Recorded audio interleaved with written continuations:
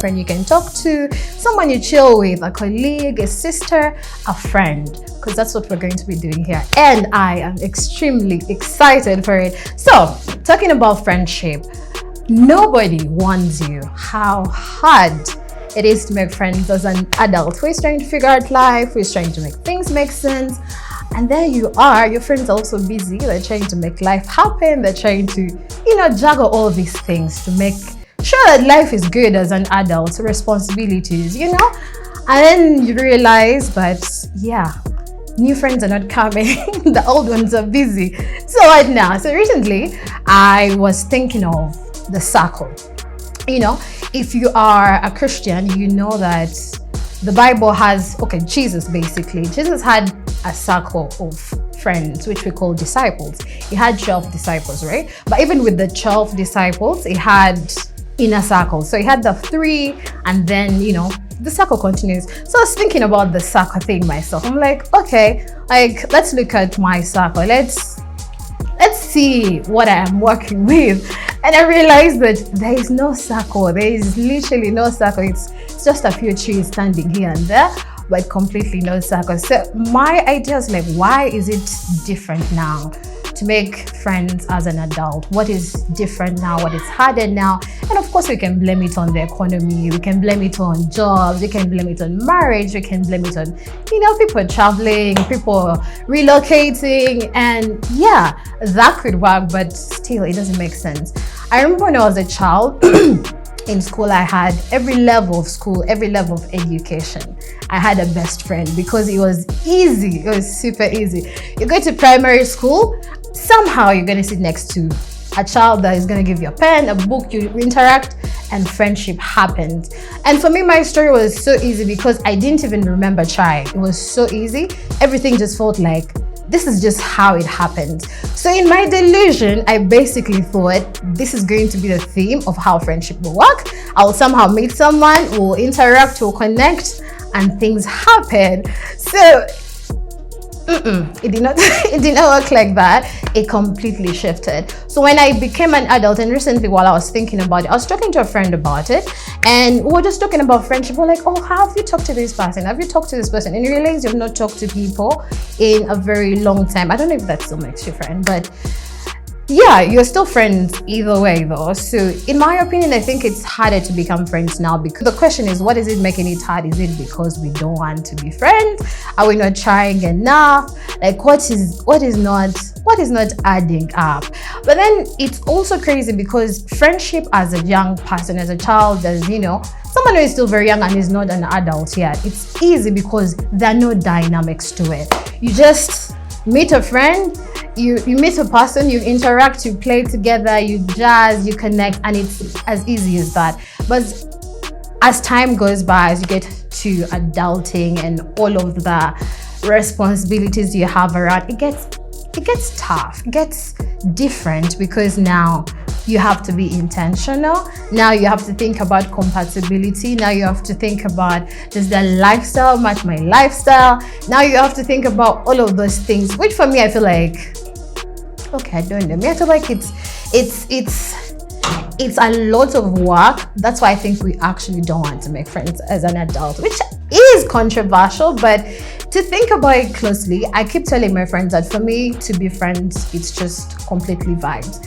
If we connect, if I talk to you and the energy is right, I enjoy your company, we are friends already. But then I had a friend who told me, no, that doesn't work. You have to tell me, I have to know that you have, future plans, you're ambitious, you have all these prospects going around, which, still drives me back to my point. It's very, very hard to be friends with a person like that, because you're thinking to yourself, I'm not yet there. I'm still trying to figure out this thing. How do you mean I have to have a 10-year plan, a 4-year plan ready for us to be friends? Like, it literally does not make sense. And I am not a very, outgoing person, I would say. So I'm not going to be the first one who's going to approach you and be like, let's be friends. Let's talk. Let's chat. Let's catch up. But the moment you come through, we're going to connect. So that makes it very, and also for a homebody, because I stay home a lot. I stay home, I chill home. Literally, no amount of pressure will make me go out if I don't feel like going out. I do enjoy a good time. I do enjoy stepping out, but the only way you're actually going to make real friends is when you step out, is when you connect, is when you attend events, if when you go to all these places and be around people and connect and actually talk to people. Because yeah, there's some of us who go to an event, reach there, you're chilling, you're vibing, but you're at the corner by yourself. If you don't know nobody, you're talking to nobody, which makes it even harder to make friends. But to be fair, I think I'm a great friend. I think I'm absolutely an amazing friend, and I think my friends would agree. There are very few, like I said, a few trees here and there, here and there, here and there. And I believe they would agree, because I feel friendship should be something very light, something easy, calming, something anybody can digest literally. I don't have to feel like I'm on eggshells around you if we are friends. And for me, I believe everything else. I mean, yeah, we can talk about your 5-year plan, but it's not the first thing I'm thinking about. It's not the first thing we're going to talk about. It's not the first thing we're going to line out. It's not even the first question I'm going to ask, because if you have a trust fund, yeah, we can enjoy the trust fund later, but it shouldn't be the first thing we're talking about. Let me get to know you on an individual basis. And since it is what I say, we're here to talk about, of course, there'll be a lot of oversharing, because it's exactly what I say. So I'll be oversharing, I'll be telling you a lot about myself and relating to you, what things makes it hard for you to make friends. Personally, I think it's because we just don't want to make friends, but also I feel because as an adult, you get into your head a lot. You think, now I need to do this, now I need to pay attention to this. Are they presentable? You're thinking about your boss. I can't hang out in this place because, if you want to be a politician, for example, the things you can't be doing because you're trying to keep up a public image, you're trying to have a specific kind of image out there, and that makes it very hard to be friendship. And I really advocate, I'm an advocate for us to go back to friendship like children. You meet someone, compliment them, say something nice, talk to them, interact with them. It's as easy as that, and it doesn't have to be complicated. Like, also now, what tribe are you? Because I've heard people that say I can't be friends with this tribe because they're rude. It doesn't make sense to me, because as a child, those are not the first things you think about when you try to make friends. You just want to fit in, you just want to hang out, you just want to have a good time. And that's how friendship literally should be. Because why are we overthinking it? Why is it hard? It shouldn't be as hard as that. We're all humans. Everybody at the end of the day likes a compliment, likes to be told, oh, this is good about you, this is nice about you. And for me, because it's based on vibes, if we are hanging out and I don't enjoy your company, we're not friends. We're not going to hang out again, because what are we going to do? Look at each other? And that does not disqualify the fact that I do enjoy silence. If you are an introvert, you know this. You know that we like the solitude. We enjoy the solitude. We like to sit there in the corner and be quiet. We enjoy that a lot. But it doesn't remove the fact that everybody needs somebody. You cannot completely be a full person. And yeah, I've had people say, oh, I don't really need friends. I don't care about friends. I can do this on my own. And it's okay. I am a big advocate for someone to take themselves out, go on a solo date, go experience things alone, interact with people who are prospecting marriage. That's how you're going to meet your soulmate. You find a nice looking girl, man, whatever, and then just connect, and sometimes these things only happen when you're actually having solo experiences. You go out alone, you meet someone who is out alone, you connect, you have a good time. And brand new 100% African-owned company, established in 2026. Our mission is to deliver trusted transport, logistics, and real-time digital tracking solutions. Unix Logistics, we are here for you. So you know what my curiosity is? My curiosity runs from, is it hard to make friends? Don't we want to make friends? What makes it hard to keep friends? And what makes it hard to make friends?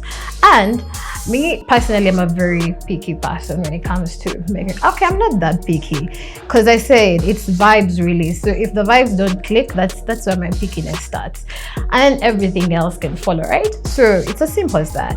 But as we're still in our delulu, we think, it's just adulthood. It's just tough stuff. Like, life is lifing. Adulthood is just out here taking us by a chokehold. We're thinking, we're going to make friends eventually. We're going to make friends. I think for the ones who want to get married, that's even worse, because you can't be home and think you're going to meet a man in your house. Like, he's not going to fall from heaven. But we keep hopeful and we keep delusional. So I saw a trend on TikTok where people were talking about things that would make you not want to be friends with them, or things that would make you hate being friends with them. So I'm gonna give a few of mine, which I feel like are non-negotiables. If you want to be my friend, you kind of just have to deal with it, because it comes with the package. It's an entire thing. So if it doesn't work for you, I don't know, maybe we shall apologize somehow in between that. But for me, one of the things that would make someone hate to be my friend, or would make someone really not like being my friend, is basically I'm a very, very, very bad person with phone calls. I will never be the first one to call you unless it's business or money. So when you see me calling you, I'm not calling you to check on you as a friend, because I'll send you long voice notes, full 20 minutes, 30 minutes, 60 minutes, but I will avoid the call by all means. Like, I'll literally avoid the call by all means. So when I am calling, it has to be money, business, work. But as a friend, okay, yeah, I can do a WhatsApp call, but I'm still not going to be the first one to call. But once you call, we're going to talk. We're going to have a good time. We're going to be on the phone for hours and hours. But me being the first person to call, that's not going to happen. That's not going to happen. But I'll send you long paragraphs. I'll send you long voice notes. I'll, check in. I'll like your status. I'll comment on it. I'll be around. But when it comes to the call, that's why I put my full stop. Another thing that I feel like would make someone not enjoy being my friend is late time. Oh my God, I'm such a bad timekeeper when it comes to friendship hangouts. It's even worse if we're hanging. If like I call you and I'm like, come to my home, or I'm coming to your home, I'll be there in the hour, maybe 2, maybe 3. I'm gonna be there. But the point is, I'm not gonna be there on time, because this is not money, this is not business. We're hanging out. What is the rush? In my head, I'm just thinking, but to be fair, I try. It's not intentional. I try to keep time. And I know that people like me, we try to keep time, but time just doesn't agree. Time doesn't align. Because what do you mean I've planned an hour early to be there and I'm still an hour late? Like, it doesn't make sense, but it's a real struggle out here for people like me. So we need prayers. But yeah, so I'm never really going to be, unless it's work or unless it's money, like I said, I'm not going to be there early. So if you cannot deal with that, the important thing is I'll communicate though. I'll let you know I'm going to be late, I'm running late because I couldn't decide on this and that, or I changed my mind halfway that I don't want to wear what I want to wear, now I'm changing, or you get something is going to happen, but I'll communicate. So I think that's a plus for me, because if I let you know, we should be good. We should be good, right? Anyway, so if you are a die-hard for time, my mom has this thing where she keeps saying, I can never go anywhere with you because you're always late. Because for her, time is like the most important thing. So I feel like for someone who really values time as much, they might find it unsettling or uncomfortable or hate the fact that, I'm not very great with time. Also, I am one of those people that will withdraw or like just disappear when I'm going through something. It doesn't mean I don't want to confide in you as a friend. It doesn't mean I don't trust you. It doesn't mean I'm not comfortable with you or I'm not very open enough with you. It's none of that. It's just because some of us reset like that. We need to first, withdraw, go be in our seclusion, reconnect with ourselves. And I don't think it's a bad thing, but at the end of the day, it does affect the relationship, because you're thinking, okay, my friend can't talk to me. I was recently talking to a friend of mine and we had an entire blown out argument about it because they don't want to talk. And for me, if we have an issue, we're going to talk it out. We're going to settle it. We're going to find out what's happening, what's failing the friendship. That's why I think I'm a good friend, because I will literally make everything possible to make the friendship work. I will not be the first one to initiate the friendship, but I'll be the one to keep the friendship. So I think that's a plus for me. So we're having a whole blown out discussion about Like, bro, what's going on? What's going on? What's going on? And this friend is just like, no, I don't want to talk about it. I'm like, what do you mean you don't want to talk about it? But yeah, so if you're someone who likes to be confided in when someone is going through something, I think I would be such a terrible friend for you, because I need to withdraw. I need to be by myself, to think, to reconnect, to be able to think, okay, now how can I fix this? How can I come up with a solution? And yeah, maybe I'll need your help here and there, but you're not going to be the first person. And I will probably not even mention it that I'm going through something. So that also might make it hard to be friends with me. Another thing that I think really makes it hard to be friends with me would be, I'm a very intentional person when it comes to being indoors. Like, there's no amount of peer pressure. Like, nothing you'll say or do will literally make me feel like, oh, I need to attend that event. Unless I want to, I'm not going nowhere. I'm not going nowhere. So basically, so if you're a person who is like, oh, let's go, and you expect me to just be spontaneous and we go, I'm sorry, but I am not going nowhere. I need to have a proper plan, decide if my social batteries match up, if the energy is right, if it's the kind of crowd I want to be in. It has nothing against you as my friend. It doesn't mean I don't like your event. It doesn't mean I don't enjoy your company. I'm just not ready to step out, and that's okay. So if you're someone who thinks, or if I say let's go out, we're going out, I'm sorry, we shall struggle in this friendship, because it might not work. And another thing that I feel like cuts a curse to friendship as well would be, what would that be? Because I feel like I have a very long list, but everything is something you can compromise. I also think friendship is something that is very easy to compromise. That's why I feel like friendships are a lot easier to make work than relationships, because a friendship, you can compromise a lot of things. People usually do this thing where they compartmentalize their friends. They put them like in segments. They're like, oh, these friends, these are the friends I work with. And then this category, these are the ones we go out for drinks with. And then this category, these are the ones that, we do emotional things with. This category, these are the ones like you go to church with, you improve your relationship with God with. And for me, I feel like that will not work for me, because if you're that kind of person, we're not going to work. Because once you're my friend, you're going to meet everybody else. You're going to meet the rest of the crew. It's not going to be intentional for sure, but somehow you're going to meet them, and there will be no distinction. So if you're my friend and we have to go hang out, I'll still call you. Do you want to chill? Do you want to hang out? It doesn't matter if you're the one we cry with, or the one we pray with, or the one, we go to lunch with. At the end of the day, I'm still going to call you, because you fall under the friendship, hood, title, whatever.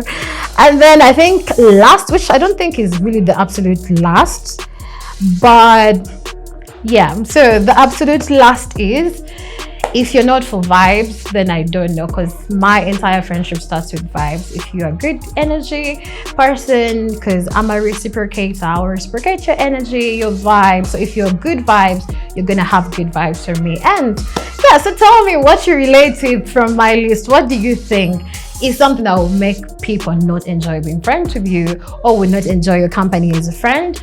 And yeah, does any of the ones I've mentioned make sense to you? Do you relate to them? And I would love to hear what yours are. But for now, you have been listening to If I Do Say So, and I'm your host, Fasitao, and I'll catch you on the next episode.